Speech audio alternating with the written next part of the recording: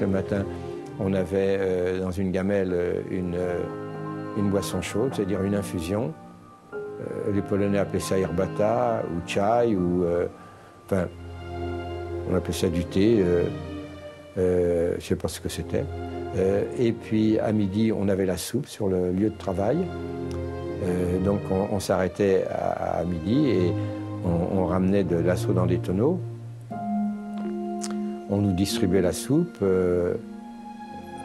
Là, quand on avait de la chance, on avait le fond du tonneau. Quand on n'avait pas de chance, on avait le dessus. Et à ce moment-là, c'était plutôt de la flotte. En septembre, par exemple, il y avait les labours et c'était nous qui tirions la charrue. On était deux à tirer une charrue. Le soc suivait, évidemment, faisait les sillons. On ne faisait pas des sillons tellement droits, d'ailleurs, je me rappelle.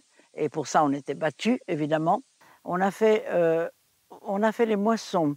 Alors, à la faux, évidemment, le travail à la faux, c'était juillet et août. Moisson et batteuse. Mais c'était nous qui faisions vraiment tout, un vrai travail d'homme. C'était très, très dur. On récoltait des raves à vaches. Hein.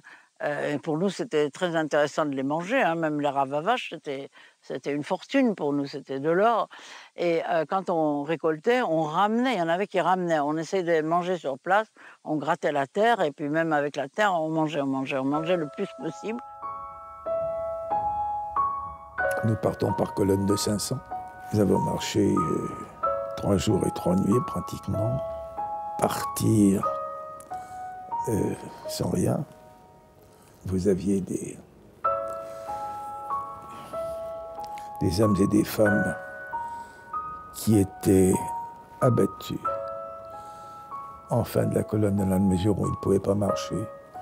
Et moi, ce que j'ai surtout en mémoire et que je ne peux oublier, c'est ces hommes et ces femmes sur le bord de la route qui étaient morts, qui avaient été soit tués d'une balle dans la tête, enfin, par un SS, soit qui avaient dû marcher pieds nus pendant des heures, pratiquement, et qui étaient tombés comme en prière, en ayant les jambes gelées.